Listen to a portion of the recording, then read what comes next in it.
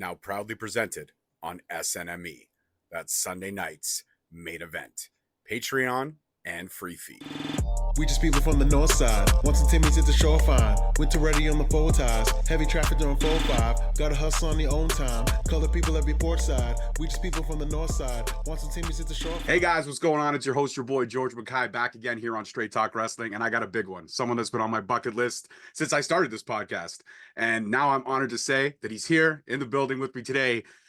One of the legends of professional wrestling, a Hall of Famer, an author, an accomplished family man, an accomplished connoisseur of everything controversy because it creates cash, the one and only Eric Bischoff. How are you, sir?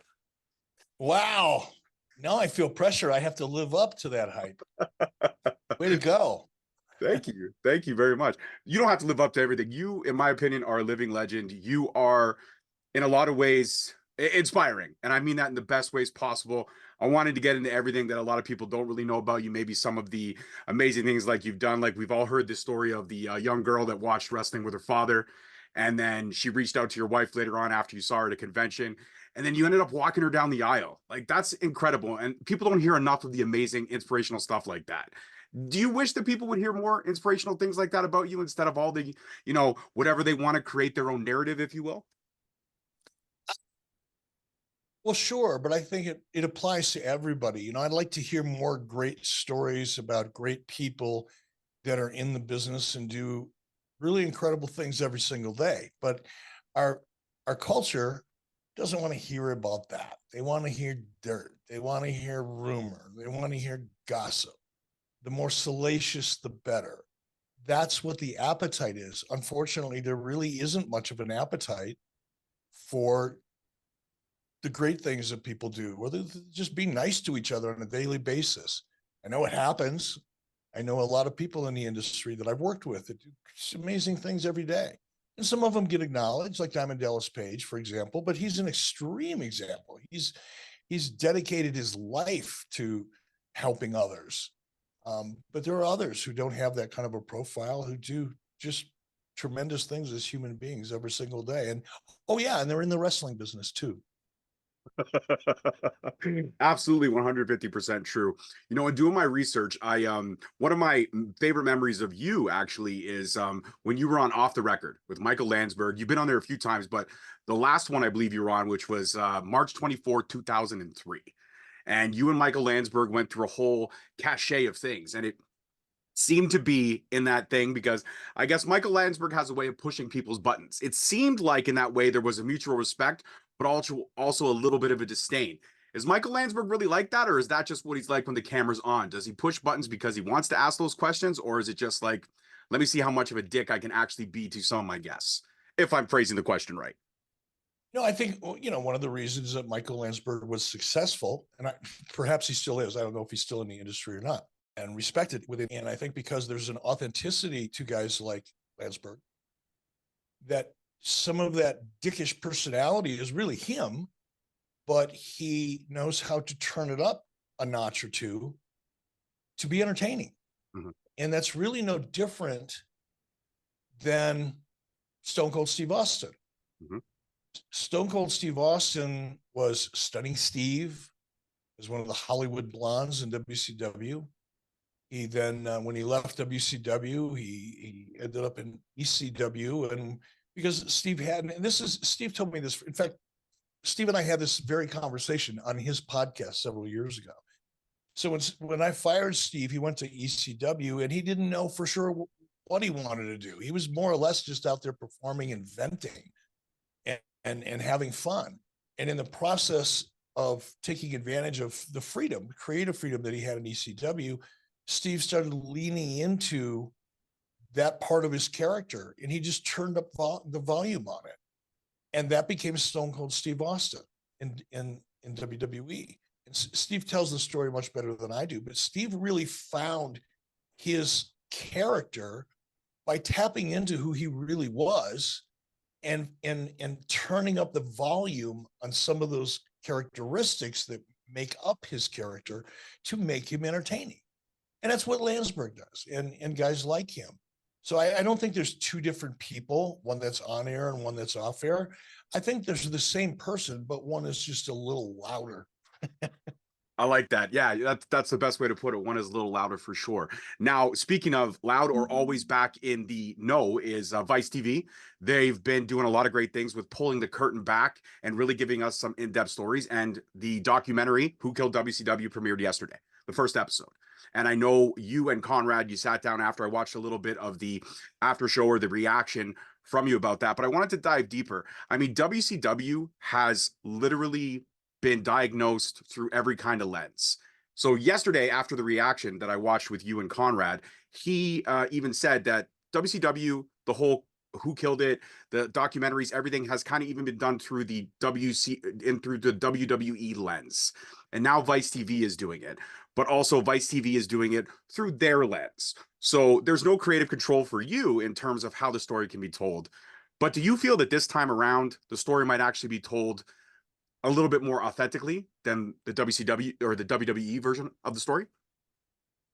Well, by virtue of the fact that it's not a WWE production and there is a different lens by which the show is being produced, created, produced, edited, music added, the whole 9 yards.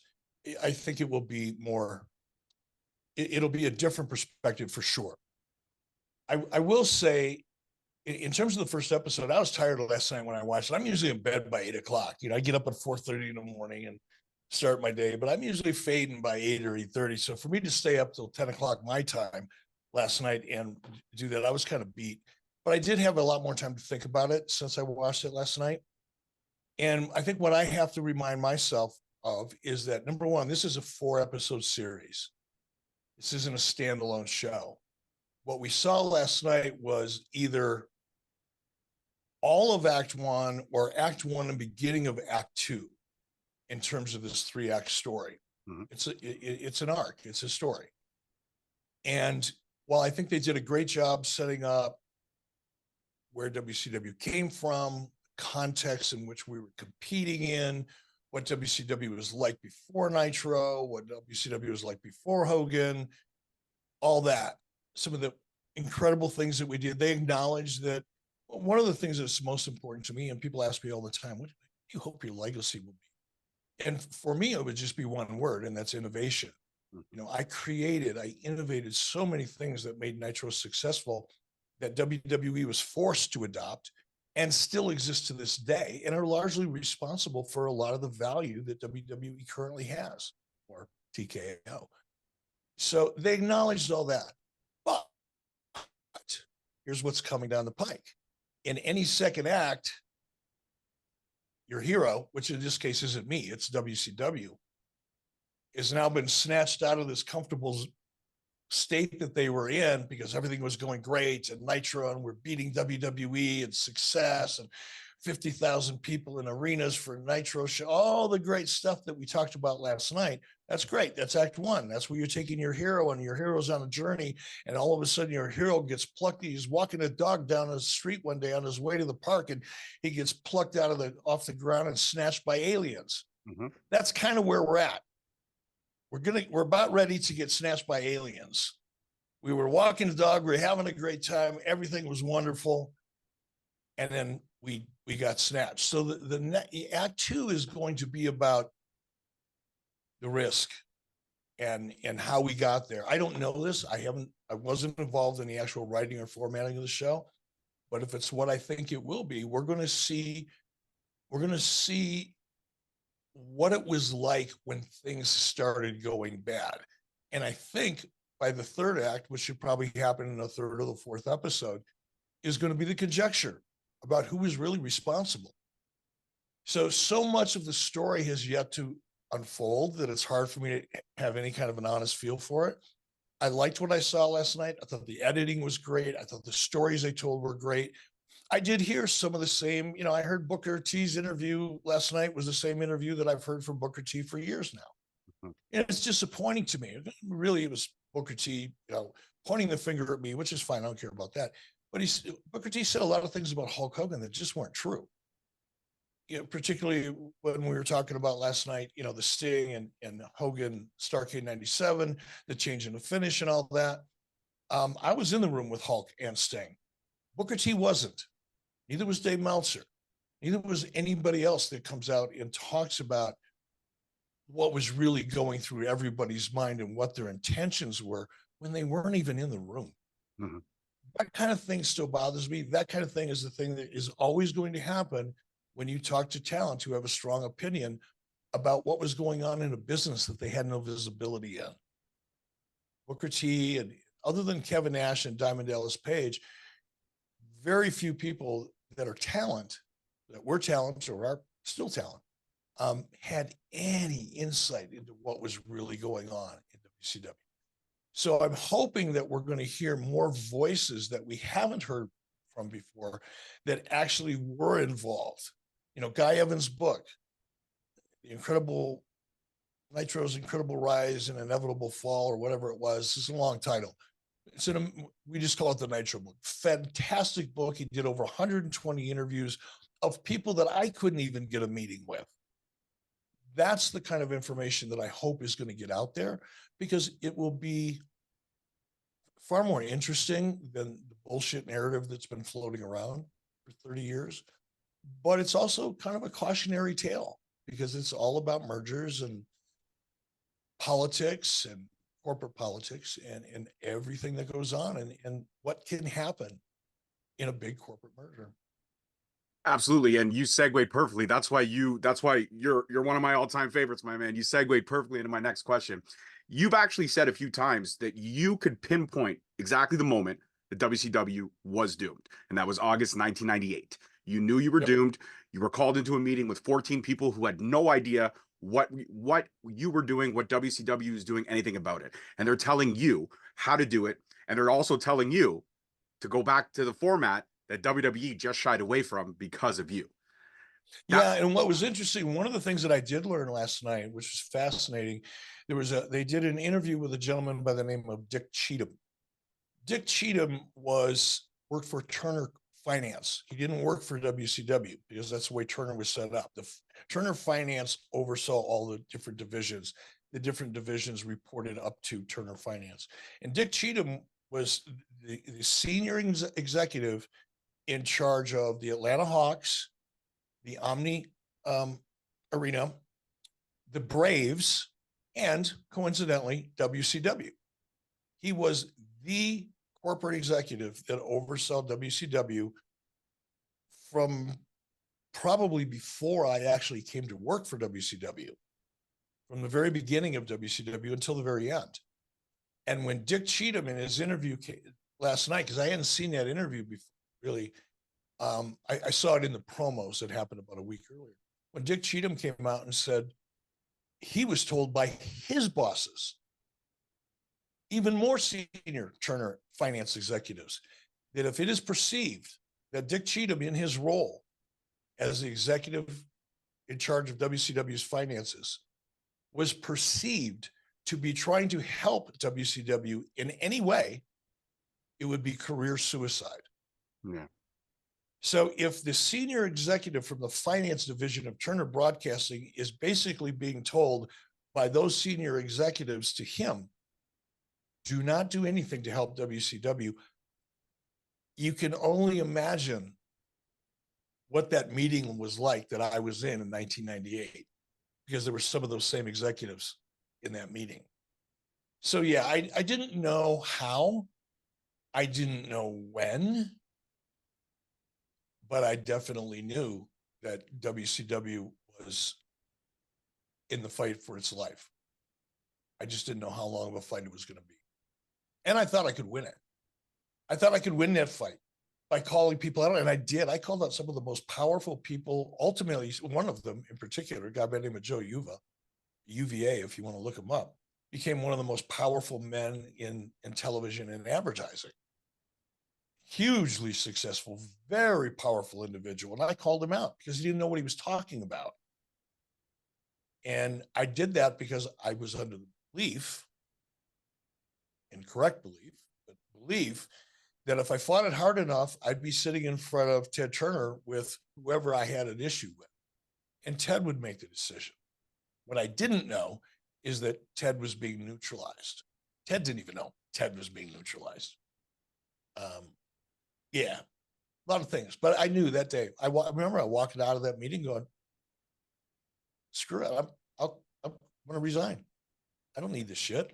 Mm-hmm. I just took this company from the pits of financial hell, turned it into a profit center for the first time in its history in a matter of about 18 months, and was generating hundreds of millions of dollars worth of revenue, not just for WCW, but for other divisions of Turner Broadcasting like TNT and TBS, Turner Home Video, Turner Home Satellite, licensing and merchandising, Turner International. All these people handled WCW business and all took a rip from it. They all took commissions from all the business they generated. And I couldn't go find anybody better than them because I had to use them because they were Turner. So there was not just WCW that financially benefited. There were a lot of divisions within Turner Broadcasting that benefited from WCW that we didn't get the credit for. So, yeah, it's hard for me to listen to some of the criticisms, especially from talent that just don't know.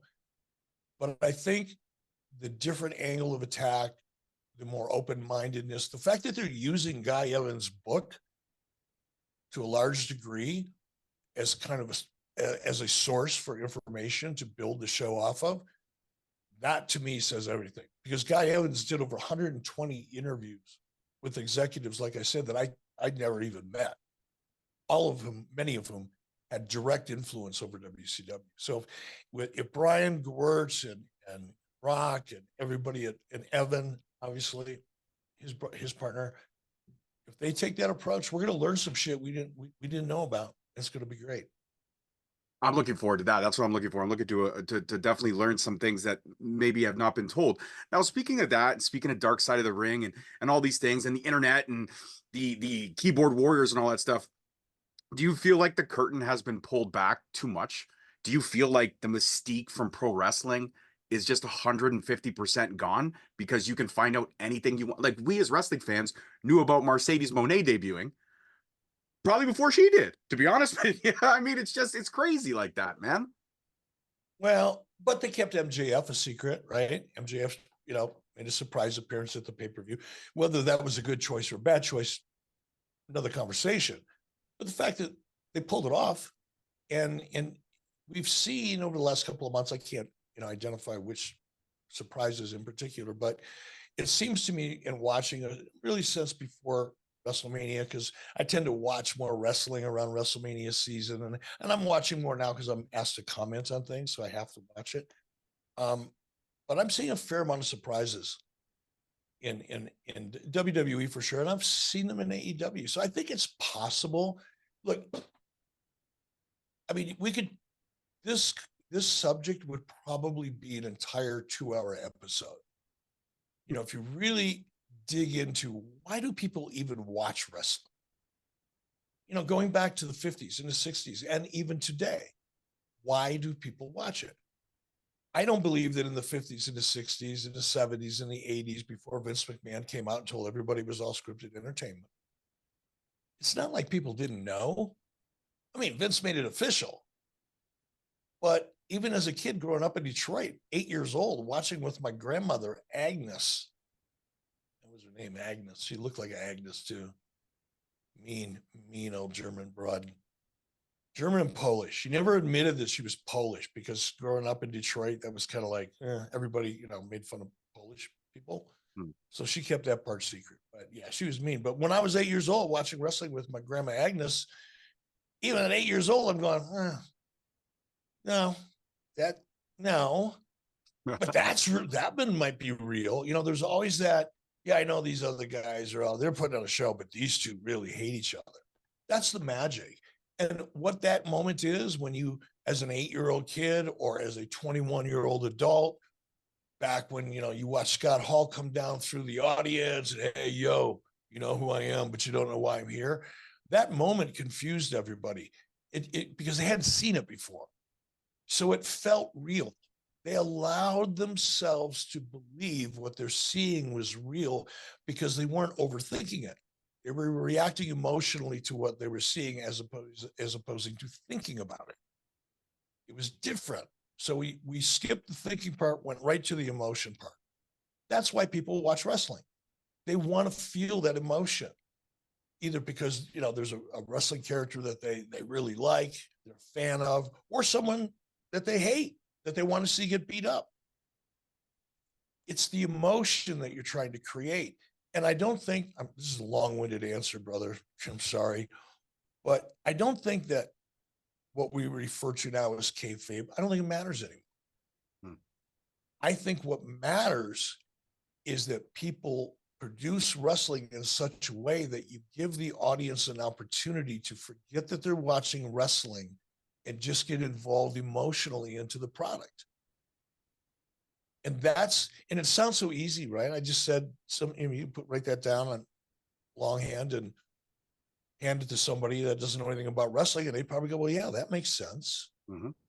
So you ask yourself, why don't more people do it? Well, WWE's doing it. WWE's been doing a good job of it for the last really year or so, ever since Paul Levesque took over and Vince was out. WWE is doing it. AEW doesn't know how to do it. They have never done it. If they've ever gotten close, it's surely by accident. They have no feel for how to create emotion other than, this is awesome. You know what I mean? That's like the high point. And it's not emotion. That's a Pavlovian response, Pavlov's dog response. The audience knows that they're part of the show, and this is their opportunity to jump in. That's what that is. That's not emotion. So I think as long as people focus on emotion and writing great stories that are being told with great characters that people aspire to or live vicariously through or just detest because that person reminds me of my ex-husband or old boss or high school principal or fucking crabby neighbor, whatever it is, as long as you can relate to somebody as someone you want to see be successful and someone you want to see fail, and you can create the motion to keep that story alive, it doesn't matter. Kayfabe doesn't. I like that connection. It is. You're right. It's all about connection. I can remember who I connected with, who my heroes were. One of my heroes was Sting. And you know what? When everything was done with NWO and all that stuff, and I was trying to figure out who the third man was. I remember watching that pay-per-view, and Hogan came out, and then learning years later it was a game time decision. Could have been Hogan, could have been Sting. And I think to myself, if it was Sting, I would have been like, no, I can't do it. Me, I couldn't lose the blonde, flat top surfer Sting. I couldn't lose it. He taught me to brush my teeth and say my prayers. He was the guy that I looked up to that was my Hulk Hogan as a kid.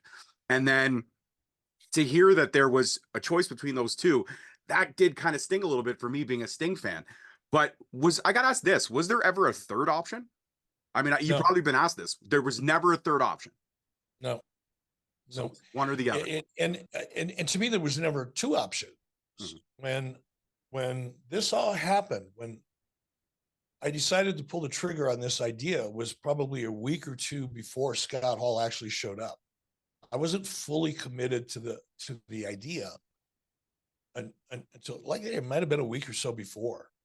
And once I made up my mind, I had some time. I knew what I wanted to do, but I didn't have my third man identified at that point. I knew I'd find one. Mm-hmm.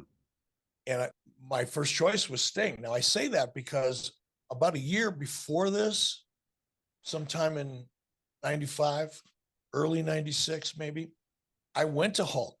I went down to his house, hung out with him on a Tuesday afternoon or Wednesday afternoon. And his kids were in school, and we sat in his office and, as was usually the case, started everything off with a beer or two and finally kind of eased into what I was there to talk about. And I basically was pitching him to turn heel a year before he actually did, or 7 months before he actually did. And he essentially, very elegantly, but effectively, asked me to leave. He looked at his watch and, okay, well, I got to pick my kids up at school. Thanks for coming by. Like I lived down the street. I flew from Atlanta, for Christ's sake. But he essentially walked me to the door, told me I could take my beer with me, and reminded me that I would never understand the power of Hulkamania until I walked a mile in his shoes. And it was fine. I understood. I was disappointed, but I understood. So when the whole NWO idea came along, Hulk was off doing a movie because we only had him for four pay-per-views a year. So we'd go sometimes for 2 months or 3 months without using Hulk Hogan. And we were in one of those periods of time where we weren't really using Hulk. He wasn't on the schedule. He was up in somewhere in Northern California making a movie, Santa with Muscles, classic.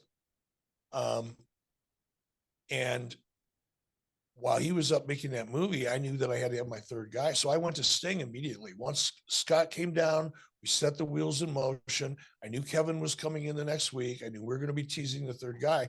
I went to Sting and said, "Hey, buddy, I got an idea." And we went through it. And Sting was open-minded, very guarded, which is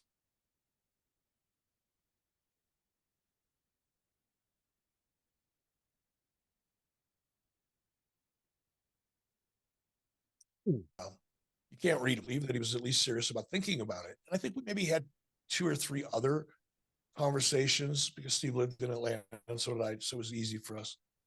And finally, Steve said, "Okay, let's do it." Right about that time, right after that time, is when Hulk called me from Northern California and said, "Hey, brother, can you get on a plane and come on out? Let's talk about creative." I thought he wanted to talk about what we were going to do at Halloween Havoc and Starrcade because those were the 2 pay-per-views that were on his schedule. So I had the time. So I jumped on a plane, went out, and I sat down in his trailer. He was locked down on location. And once again, I got to his trailer about midnight. And I was beat because I traveled from Atlanta. And I walked into his trailer, and he's smoking a big Cuban cigar. He's got a box of Cuban cigars sitting in his trailer, and he's smoking a big Cohiba. And there's a cooler full of ice cold beer sitting in front of him. And he said, "Grab a cigar, grab a beer, and let's talk." So I did, and we did. And he asked me, because Jimmy Hart had been sending him tapes, FedEx overnight, so Hulk could keep up with what was going on. And he saw Scott come down, and he saw Kevin Nash. And he said, "So, who's the third guy?" And I honestly, I didn't want to tell him. It's not that I didn't trust Hulk. We had a very good relationship in that respect. But I know myself. In my own enthusiasm, if I'm really excited about something and I'm talking to somebody that I can generally trust and know very well, I don't have a filter.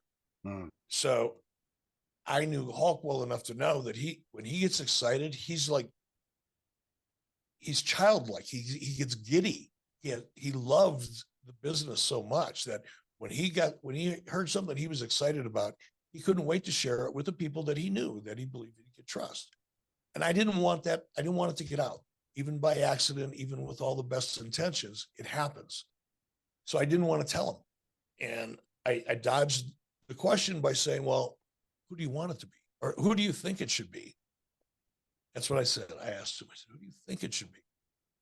And he paused and he said, "You're looking at him." I went, "Huh? Now what do I do?" I just spent 2 weeks convincing Sting to turn heel. Now Hulk Hogan's throwing his name in a hat, and I got to go back and tell Sting, "Nah, never mind. Don't need you anymore. We got the other guy." That was not fun. That was not fun. For sure, it wasn't fun. Absolutely, 100%. But I mean, there was rewards to that because then we got to see the evolution of the Crow character, which is iconic, and we got to see everything that paid off with that. But was there even reservations? I mean, he's talked about it in, again, the DVD through the WWE lens, but he's talked about it in that, saying that, being off for a year, his big thing was nervousness about the ring rust and how real that was. And he feels like, Yeah, it's interesting that you said that. It really it did pay off for Sting. And as a matter of fact, had Sting been the third man, he obviously would have never become the Crow character.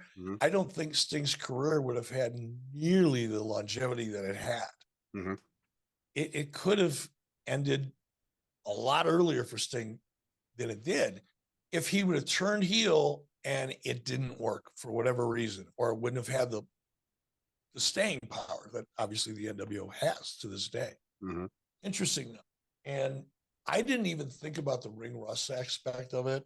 It's funny because, we're talking about the finish of Starrcade 97 and everything that happened. And again, there was only 3 people in that room that afternoon when the finish was being debated, and that was Hulk, Sting, and myself. Nobody else was in there. And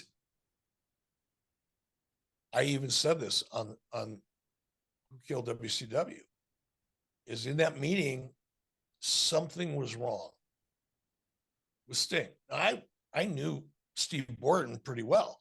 Steve and his wife at the time come out and visited my wife here in Wyoming, my wife and I in Wyoming. They were thinking about buying a piece of property right down the road from us. So I had a really good relationship with Steve, beyond just business, but I couldn't put my finger on what was wrong. Hulk felt the same way. And at one point, when Sting was out of the room, we both looked at each other and said, I asked Hulk, I said, well, what are you thinking? He goes, not today. He's not right. His head's not in it. And I couldn't argue it. I wanted to argue it because I knew that my afternoon was going to turn in the evening was going to turn into a shit show. I knew that we had a great idea. We had a great finish laid out. We told the story for 18 freaking months. Masterfully, by the way, for 18 months. And now I was being forced into a situation where I had to change the finish because Hulk didn't feel the way he needed to feel with Sting. And frankly, neither did I. And it never occurred to me, which I'm kind of pissed off about, that it might have just been insecurity and fear for being off for a year. Because I'm like you, I'm a Sting fan back then. I didn't even think about, well, he's been off for a year. What's he must be feeling right now? I just knew something was so different and off that it made me nervous. And obviously put Hulk off enough that Hulk just didn't feel that it was the right decision on that given day. So yeah, could have been that insecurity. Never even thought of that. Yeah, I mean, it's amazing, isn't it? You think back on all the decisions you make, the assumptions you make, right? And that was a big assumption. I'll speak for myself. I was making an assumption that there was something really wrong. Sting wasn't sharing it. I wasn't 100% sure he was 100% in the game, that there wasn't something else going on in his life, that I had to make a business decision. And all it really was likely, hopefully, he was insecure because he'd been out of the ring for a year. That's just a conversation. That's a problem that's really simple to solve. But instead, we jump to conclusions based on assumptions, and that happens every day in life, doesn't it? Oh, it happens all the time. I make assumptions all the time.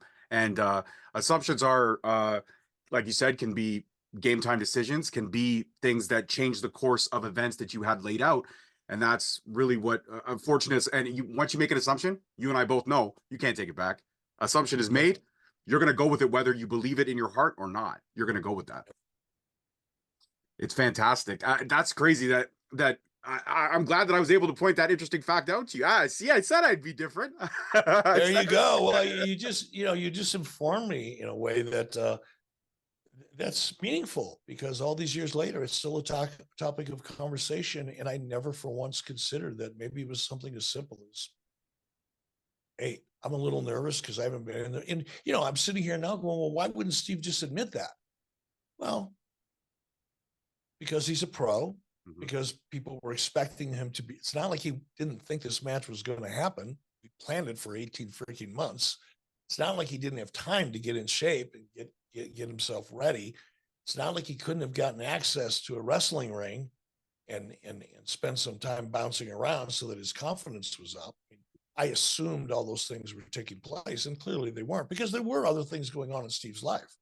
Personally, I'm not going to talk about them because they're his issues to talk about, not mine.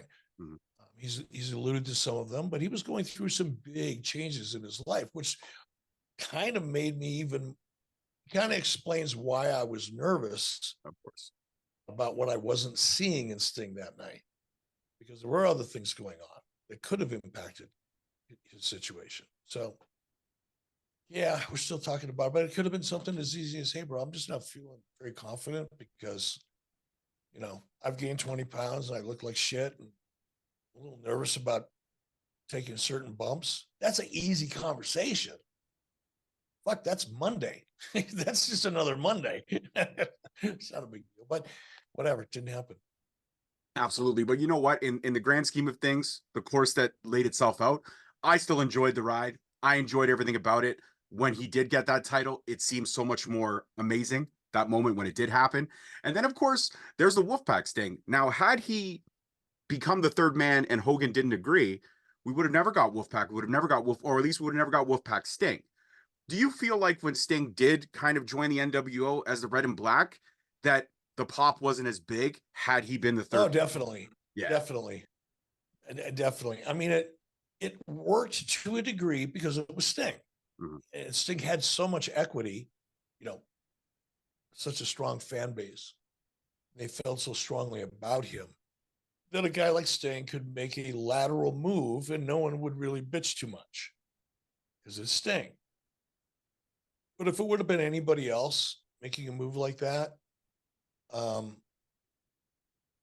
probably would have gotten a little bit of heat. The audience wouldn't have connected with it nearly as much.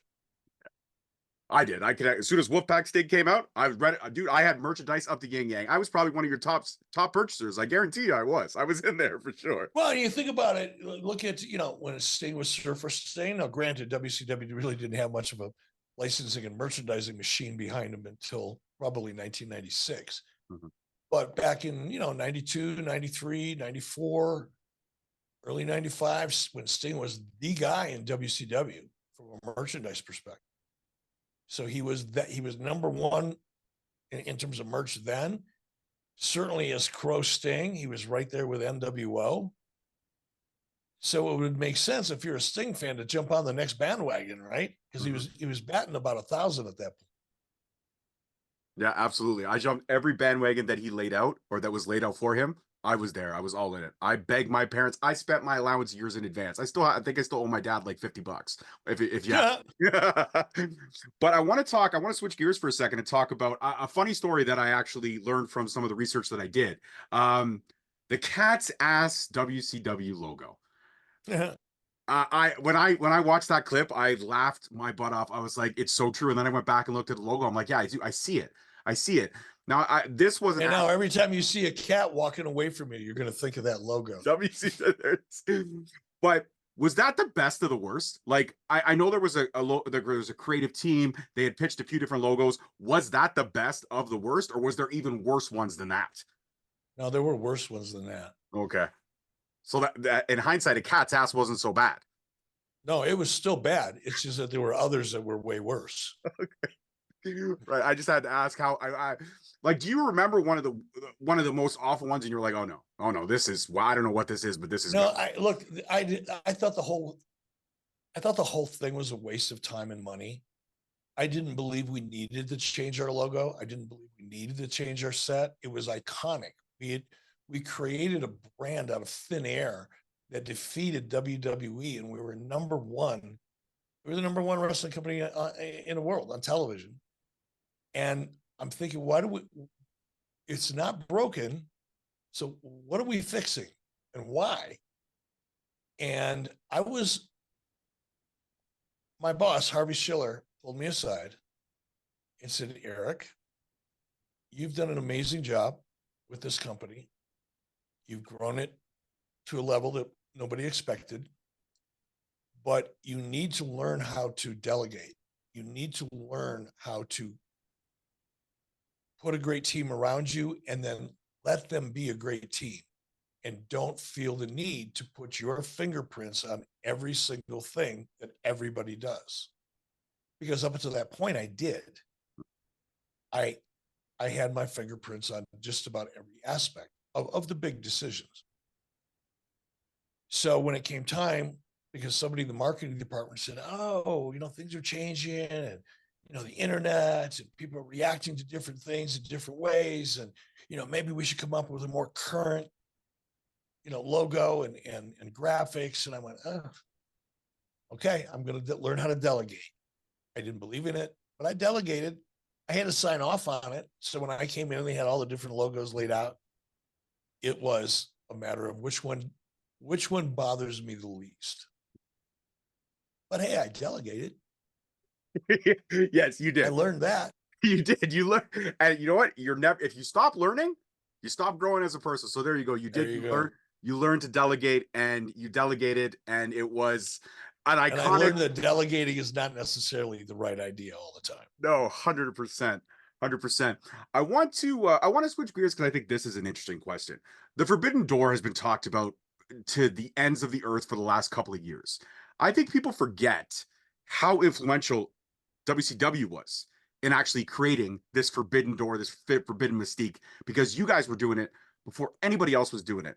Then all of a sudden, AEW and their fan base and everybody comes up, and all of a sudden it's like, oh, look at what he's doing. Look at what he's doing. It's like, this was done first, maybe not on this grand of a scale, but it was already done. Don't give credit to somebody who's just recycling an idea and making it modern with modern talent. Am I wrong in saying that? If I am, you can call me out on it. I would respect it. And if you look at the history of professional wrestling, bringing over Japanese superstars, it's been going on for a long time. Mm-hmm. You know, Vern Gagne used to talk about a lot of the Japanese he would bring. Ed Francis, who's no longer with us, played for the San Francisco 49ers and New England Patriots, and his father was a promoter in Hawaii. And a lot of the talent from the United States would go through Hawaii and end up wrestling over in Japan, and the Japanese would come through Hawaii and wrestle in the United States. You know, WCW, before I ever got into management, was bringing a lot of New Japan people over and establishing them. So it's not a new idea. Mm-hmm. But, you know, you can't blame them for marketing something. I mean, there isn't an original idea in AEW, but there's nothing wrong with taking an idea and adding a little to it and making it feel like your own. That's basically what everybody does in the entertainment business. This is also true. You're absolutely right. You're hitting the nail on every coffin. Today, with that respect, now to talk about AEW, the one thing don't ask me anything tomorrow because I'll screw everything up. I'll be wrong about everything tomorrow. I don't believe that to be at all. When I listen to Eric Bischoff speak, I listen to Eric Bischoff speak for who he is as a person who did innovate parts of this business, as a person who is iconic to me as everyone else. Eric Bischoff's name is synonymous, and you are rightfully in your place in the Hall of Fame. You're rightfully synonymous with everything that was good and bad during the Monday Night Wars. And there was a ton of stuff that was a head scratcher, and there was a ton of stuff that was entertaining. And That's putting it kindly, man. That's kindly. Well, I got to try to be kind 100%. Like I said, for me, this is a geek out moment of epic proportions. Tony Khan, do you think that if Twitter existed when Vince McMahon and the Monday Night Wars and everything was going down then, and you and Vince had the opportunity to literally communicate over an app or over the internet, that it would have been as bad as it is with Tony Khan? Tony Khan, for someone who can't create emotion in this program, is very emotional. And I've always wanted to say that, and now I can say that. He's got a very thin skin. There's no doubt about that. Yeah. You know, if social media, if Twitter would have existed back in 1997, do I think Vince and I would have been taking shots at one another? Probably, because we did it anyway. Vince did it with the Ted Turner skits and the Nacho Man skits, and I mean, he was doing it. I was doing it on Nitro, for crying out loud. So it'd be silly for me to think for a second that I wouldn't have taken advantage of just another platform to screw with him. Uh-huh. I would have had fun. I don't think that Vince would have reacted. He wouldn't have put it over. Vince firmly believed, I think, that when it came to competition, just don't sell it. Don't acknowledge it. If somebody's getting to you, don't acknowledge it. It was kind of Vince's approach to a lot of things. Mm-hmm. Whereas Tony reacts to everything. Like if the fucking wind changes direction and it's blowing from the northeast and it decides it's going to blow from the east instead, Tony's going to jump on social media and start complaining about it and telling the world how he's being picked on. And to be AEW is to be under constant assault and the bad faith takes. And fraud podcasters who are on the WWE payroll to say bad things about us. I mean, I've never seen more childish shit in my life than I see coming out of not just from Tony Khan, but from a lot of the talent that are just, they're killing their characters by exposing themselves on social media for being the thin-skinned wimps that they are emotionally. Maybe physically they're not, but they've got the emotional and mental constitution of a 12-year-old. I couldn't have said it any better myself. And I am someone who, in a lot of ways, I don't have the thickest of skin, but I also know when a joke's a joke. Like if Twitter existed back then and I got into a Twitter battle with Eric Bischoff and you said, why don't you come to Nitro so I can smack the taste? I'd be like, I'm there. I will hitchhike. I will get there. No, and see, and here's what would have happened. You would have let me know you were there, and I would have said, now I got to make this part of the show. Let's have some fun. Absolutely. I would, to be slapped in the Nitro ring by Eric. By the way, I have to say this. You in 96, 97, with your hair, it was masterful. Peak, volume, you had it all, man. You had the hair of all hairs in pro wrestling back then. I won't care. I will fight anyone to the death. So kudos to that on the hair. You ever thought about— It's the only reason I got the job. The only reason reason? Vern Gagne put me in front of the camera for no other reason than I looked like a local weatherman. You put me in a blue suit, a blue sport coat with a white shirt and a red tie, and you put a microphone in my hand. I look like I should be telling you what the highs and the lows are going to be and the chances for rain coming up tomorrow. Yeah. But they would have had a fan come through with the hair blowing in the wind. It would have been awesome there. It would have been great. That would have been the Fabio of weather broadcasters. Love it. You ever thought about bringing the long black hair back, man? No, I hated dyeing my hair. I hated it. I hated it. Yeah. I vowed once I was in a position of creative control, I said, fuck, I'm going to shave my head because I'm never going to dye my hair again. And then, of course, I shaved my head. I grew my hair grow out. I figured, okay, I'm never going to have to dye it again. I was so grateful. Then I get a phone call from Vince McMahon, offers me a job to come in as a general manager. 2 days later, I'm on the phone with Stephanie McMahon.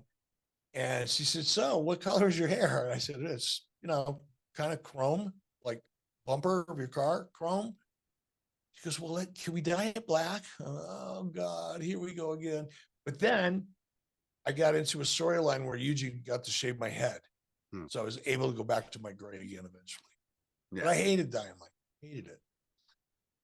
I understand that completely. That's why I wear hats, because I refuse to shave my head. But what I have left, it's not a lot left. So I wear the hat to cover it. I do. I don't look. I know the shaving head thing is a scary thing. I've done it twice in the last year. I lost a bet both times.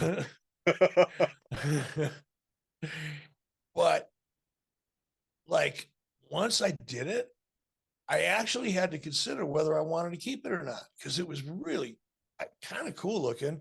Plus, like my hair, I have a full head of hair, but it's white.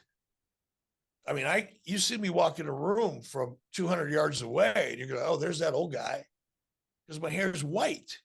But if I walked in and I was bald, you wouldn't know. No. And if I was in really good shape, I could look like I'm 45. You wouldn't know. When you walk in with white hair, everybody knows. So don't give up on the bald look, brother. Give it a shot. What hair you do have will grow back.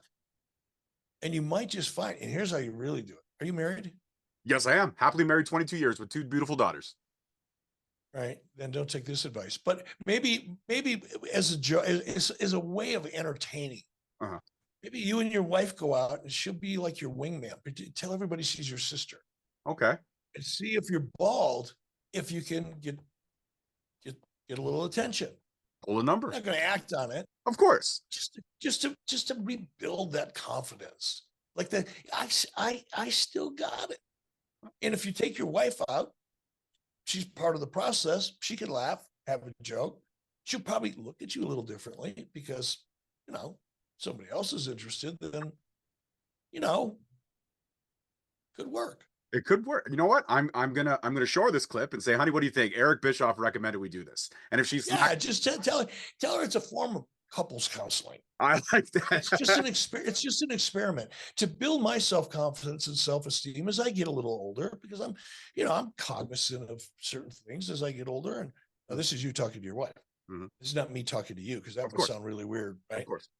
But you're speaking to your wife. And I was talking to this guy Bischoff, and he's been married for 40 years, coming up in August, and beautiful wife, happy, healthy kids. And he suggested that perhaps I shave my head, go out. You and I will go out together. You could be my sister or my cousin or whatever, and you could be my wing woman, and just see if we could score something here.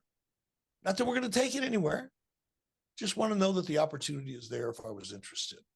It'll change the way you look at yourself and your bald head. Absolutely. You know what? You're right. I will enjoy that. I want to actually talk because we're on a very cool conversational point in this amazing conversation. I want to talk about Grateful. Grateful is hands down a great book. I've read it twice. I enjoyed it. I also loved Controversy Creates Cash. That was also a great book as well. Eric Bischoff as an author, I find to be genuine. I find it to be the most genuine version of yourself. Would you agree that when you're putting pen to paper or writing these books that you have, that for you it's cathartic? Is it therapeutic? Oh, by far. But I do want to be clear with Grateful. Guy Evans wrote that book with me. Mm-hmm. And my participation in that book was much like you and I are doing right now. Guy and I would get on the phone, sometimes for an hour, sometimes for three or four times a week, sometimes once a week, whatever, for a long, I don't know, 6 months. And he interviewed me and we spoke. And the magic, the talent, the art that a guy like Guy Evans can bring, because he's such a great writer, is he's able to bring my voice to a coherent linear story. Mm-hmm. And what's amazing to me about that is when you spend time with me, as you probably have already figured out, I'm all over the place. Mm-hmm. It's hard for me. I don't think linearly, typically, I'm kind of all over the place. And Guy was able to, he recorded it, of course, but then able to reassemble all of those conversations in a way that turned out to be a very compelling book, but it was all in my voice. Mm-hmm. It was as if I wrote the word myself. That's how good Guy Evans is. He made it made sense. He made it fluid. He made sure that it built and the stories continued to progress throughout the book. That's where the art of writing comes in. And I only say all that because I would never want to take credit for somebody else's writing, but I will take credit for the story because it truly was 100% of my story in my voice, just put into a book by Guy Evans in a very, very artful way. Absolutely. It definitely it's ironic, just to get a little bit serious for a second. I read that book during a time in my life where I myself was at a crossroads, and I wasn't sure what was going to happen with me. I was facing, turning 40.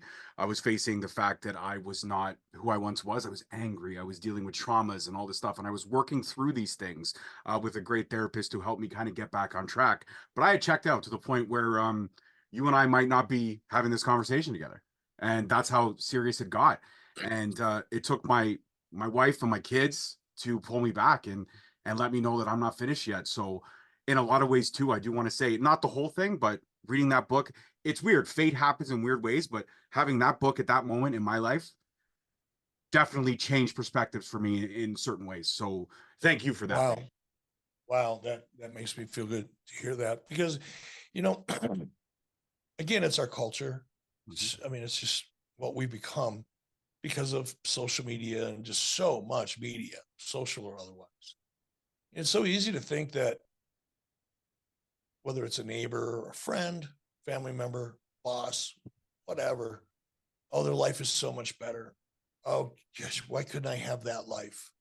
Why is their life running so smoothly and mine's, in the ditch? It's really easy to get down on yourself, lose your confidence, lose your self-esteem. And getting older, what's that song, John Mellencamp? Getting older is not for whatever, I'll think of it. Not for Cowards. That's the name of the song, Not for Cowards by John Mellencamp. And as you get older, and people that you were friends with, family members are all starting to pass away. right? When you're a kid, through your childhood, you get into your teens, your 20s, even into your 30s. Pretty rare somebody close to you is going to pass. Mm-hmm. But as you get into your 40s and your 50s, and then when you get into your 60s, trust me when I tell you this, all of a sudden, people that are younger than you, that were your peers and your friends, are passing away. And you're learning, you begin thinking about your own mortality as a part of that process. And then you're looking at your career and it's like, wait a minute, this isn't working for me, or how long will this continue to work for me? There's always a fear of how you're going to be able to sustain yourself, well past retirement. You have that pressure. It's the pressure of kids. It's so easy to get down on yourself. And it's really hard sometimes to pull yourself back up and go, wait a minute, I'm healthy. In your case, you have 2 beautiful kids and a beautiful wife of 22 years. Mm-hmm. Wait a minute. I'm healthy. I've got a great relationship. My kids still dig me. I can do this. I can start over. But it's for, it comes with caution and fear and anxiety and insecurity. But that's the part you got to get over. Mm-hmm. And I was able to push forward and maybe not get over it, but maybe own it, almost wear it like a badge of honor in certain ways. So I'm happy that I was able to get to the place where I am, where I can look at myself and I can say I'm happy. Other than the bald head, but I'm working on that. That's the last little mountain. That's the last. I don't know, man. You got the goatee going on. Look what it did for Stone Cold Steve Austin, for crying out loud. If you're looking for a test, it changed his life. It did. You're right. Come on. I got to do it. That's it. I'm gonna give it a shot, Eric. I've pledged. Well, you better send me a picture on. You better send me a picture on social. Hit me a DM me with a picture and I'll post it. 100%. It's gonna happen in the next few weeks for sure. A couple more questions. I'm gonna let you go enjoy your evening, but I want to shift gears to TNA for a second and talk about the resurgence of them and everything that kind of shaped who they are, kind of dropping the TNA brand, going to the Impact brand, then bringing TNA back, and what they've done since then. What is your thought process been about TNA almost being non-existent and then kind of coming back into the fold with the good stories that they were telling over the last couple of years? Yeah, it's hard for, I don't watch a lot of TNA. I just don't. I will drop in from time to time. I've worked recently with some people from TNA over in Australia and thoroughly enjoyed it. But I don't watch a lot of it. And part of the reason is, I'm thinking of a way to say this without sounding like a jerk. I don't watch wrestling for the same reasons that most people watch wrestling. Mm-hmm. I'm more interested in the business of the wrestling business than I am in whatever match is going on at the time. That doesn't suggest, I don't mean to suggest that I don't really enjoy great matches, because I do. But if there's not, there's not a business element to what I'm watching. Like for example, when I watch AEW, I'm looking for patterns. I'm not really judging the quality of a match or who's wrestling who. I'm looking for, are there any stories that I can identify? Meaning, is there any structure to these stories? Are they hitting plot points? Does this look like an arc, or does this look like a match somebody threw together 45 minutes before the show started? Those are the things that I'm looking for. I look at the promos. I'm hoping every time I drop into a promo that I'm going to see something that indicates to me that they're taking that promo opportunity seriously and working on ways to try to make it more effective. And I can tell very quickly if people are or aren't putting time into their promos. If they're not, I just don't watch. So when I watch wrestling, I watch it more analytically than I do as a fan, for sheer enjoyment. So because there's nothing going on business-wise in TNA beyond the promotional PR stuff that comes out, rebranding is a perfect example. I don't pay attention to any of that. And one of the reasons I have a hard time investing any of my time into TNA is because nothing is going to change until and unless they get better distribution. As long as they keep doing what they're doing, nothing is going to change. What do they get, under 70,000 viewers or 100,000 viewers an episode? Give or take, None yeah. of that is going to change. Their business model is not going to change until they change it. And until they change their business model, there's just nothing interesting about TNA to me because of the way I watch it. Now, if I watch it just for great matches and for their characters, yeah, there's probably, I know there's stuff there because I've worked with some of the talent. And I enjoy the hell out of them, and they have a lot of talent, but it's just not compelling to me. I get that. And I respect that opinion. And that's why I wanted to ask your question and pick your brain on that. Now, one of the coolest questions that I've ever wanted to ask, and I know a couple of my fellow podcasters, shout out to Mike and Tyler from Count It Out. They asked this question, but I got to ask it too in my own personal way. Nitro, Canada, the one and only time. Hugely successful, great atmosphere, great crowd. Canadian wrestling fans know how to have a good time.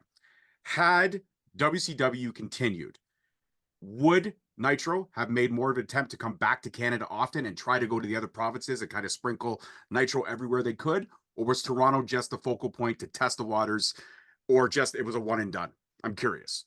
No, we would have definitely wanted to spend more time in Canada. Canada has historically been a tremendous market for wrestling. We would have likely attempted to do more, but here's the problem with Canada. No offense to Canadians, it is what it is. In this country, you can drive up from Mexico with 15 or 20 of your buddies, wave by border security as you go by, and you get a free plane ticket to any city you want to go to. In Canada, if I had a DUI on my record from 4 years ago, I couldn't get into Canada. Canada's tough. Canada's really tough to get into. And, you know, you look at, it's not just talent. Now, obviously, there's a lot of talent that have had run-ins with the law. Mm-hmm. Some of them have DUIs. Some of them have drug charges, even if they're minor ones.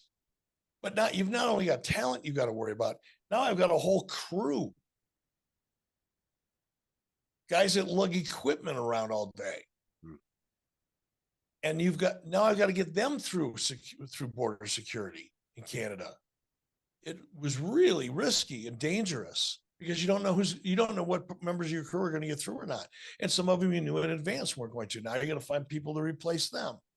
It's a pain in the ass. I get it and I respect it. I wish this country was more like your country in that respect. But in any other country in the world, well, not any other country in the world, in most countries in the world, it's very difficult to get in to the border. Canada was no different. On top of that, I don't know what it's like now because I haven't produced television in a long time. But whenever you would come to Canada, you had a certain amount of Canadian content requirements. Yes. A certain percentage of your crew had to be from Canada. A certain percentage of your talent had to be from Canada. That became not difficult, but very, very expensive. And then you just have the additional expense of Canada. So it was so very expensive to come to Canada. And because of just the logistics involved with border security and some of the issues that everybody has. Mm-hmm. Thank you so much for the in-depth dive because I never was really 100. I knew that there was definitely going to be logistical challenges. I just wasn't sure, but I'm excited to know that had I think that's one of the reasons why, if you go back and you look at WWE and their history, there used to be a guy by the name of Carl DeMarco. Mm-hmm. Yes. That was the president of WWE Canada. Yes. That's all he did. He was there as the president of a division of circumvent there in Canada. WCW didn't. So it wasn't just like, well, let's go to Toronto instead of, Atlantic City. There's a lot more to it than that. Absolutely. Absolutely. Mr. Bischoff, this conversation has been mind-blowing. It has been legendary. We've shared some laughs. We shared some real moments. We also shared that I might be able to shave my head and pull it off. And I will keep you informed on all of that. And if you do this thing with your wife, do me a favor, take a picture of you two out together with big smiles on your faces with you and a bald head. Got you. Done and done. I'm going to do that. All right, man. Sure. Mr. Bischoff, thank you so much. Ladies and gentlemen, this has been a legendary conversation with one of my favorite people in the entire wrestling business, and I don't care what anybody says. Thank you so much, sir. Peace, love, and wrestling. We'll see you next week. Peace. Thank you so much for watching. Please don't forget to like, subscribe, comment, and turn on that notification bell so you get notified each time we post a video. Alternatively, you can check us out on all podcast platforms and hosted on Podbean. We are also available on the SNME Network. That's the Sunday Night Main Event Patreon. Please feel free to check us out there as well.